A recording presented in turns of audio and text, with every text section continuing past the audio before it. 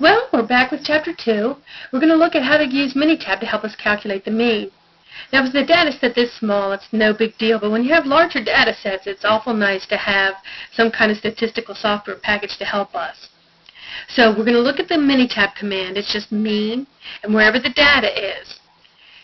Now, I want you to remember that with Minitab, it's the first 4 letters of any command that Minitab sees. After that, it's just more for us to look at.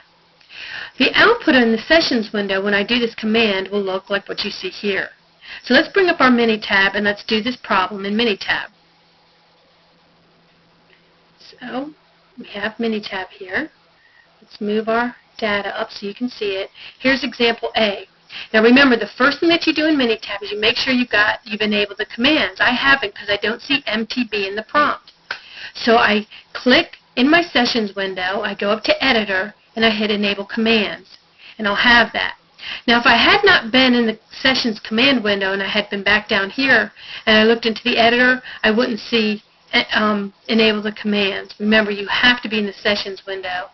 Go into Editor to see Enable Commands. So we have our commands enabled, and the command for this was mean, and our data happens to be in column 1. We hit Enter, and there we have our answer. And remember, Minitab is going to give us an answer, but what should if this is a sample, what should the mean be? 5.0 is what we would write for proper estimation and how we would write that. Our next measure of central tendency is median. The median is a resistant measure for the data center. We're going to talk a little bit more about these resistant measures. What it means is odd data values or skewed data, it won't affect the mean as much as it would it won't affect the median as much as it will the mean. The mean is affected by outliers and skewed data. Again, the median is not as much affected, so we say it's a resistant measure of the data center. Now, in calculating the median, we need to order our data. That is, the data needs to be arranged from the least to the most. Now, when we find the median, at least half of the ordered values will be less than the median, and half of the ordered data will be greater than the median. If n is odd, the median is actually the middle ordered data value.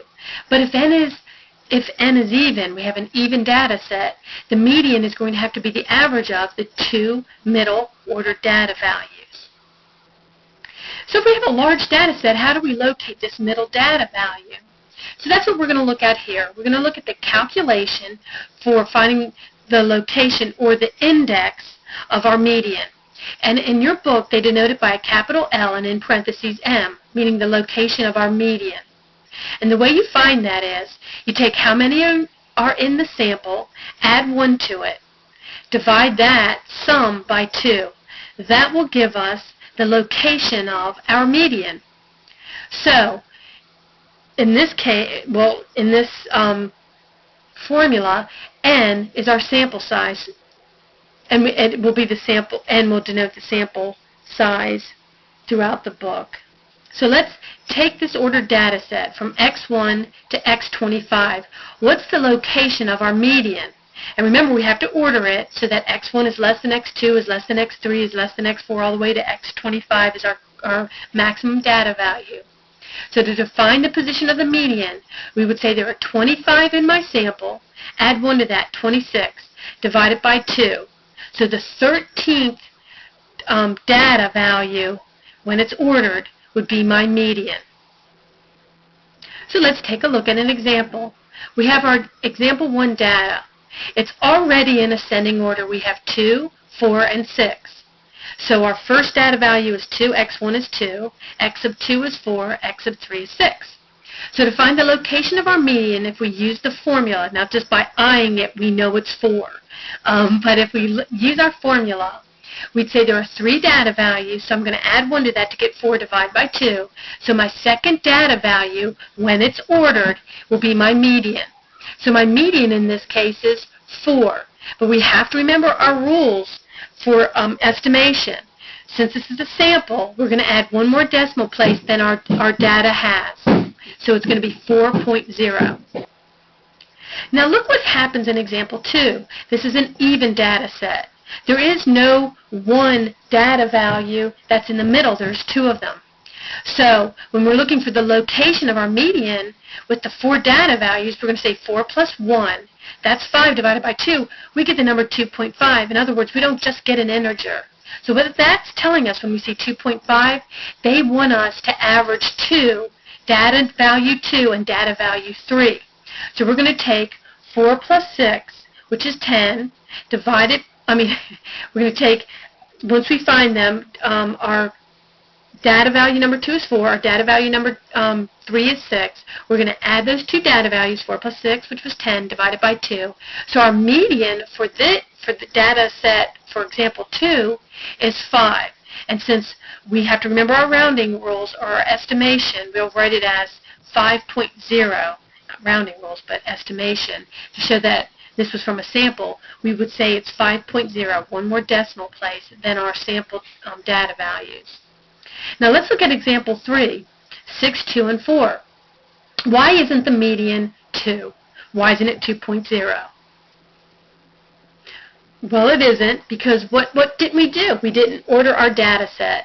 So if you look at example 3, it's just the data set that we saw in example 1, so the median is 4.0.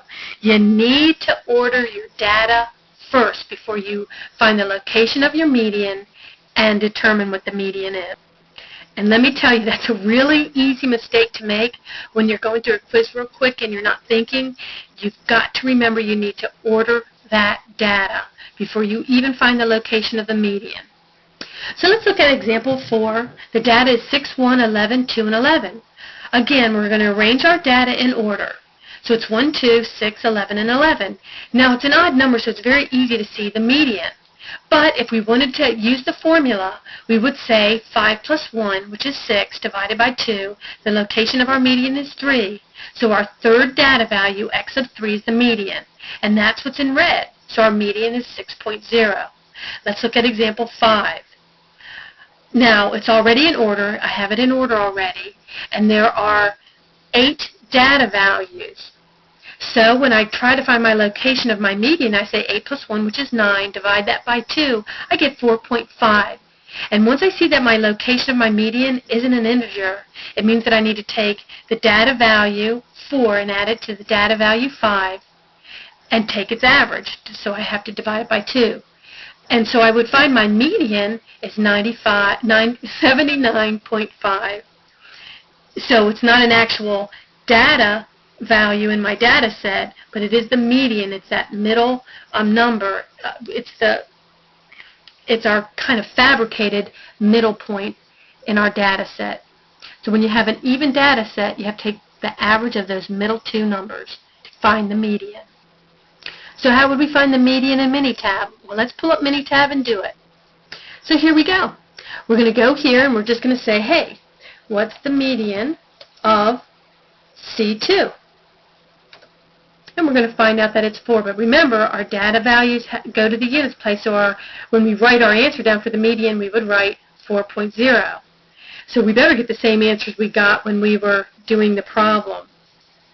Median of C3, it's 5. Remember, it was the average of the middle 2 data values. Let's look at the median of example 3. So I can write the first 4, that wouldn't have worked. The first 4 letters in my command will work. So let's do example 3 is in C4, and it better be exactly what we got for C2, and it is. Minitab will order your data for you. You won't see it, but it will order it and give you the right median. So that's how we use Minitab.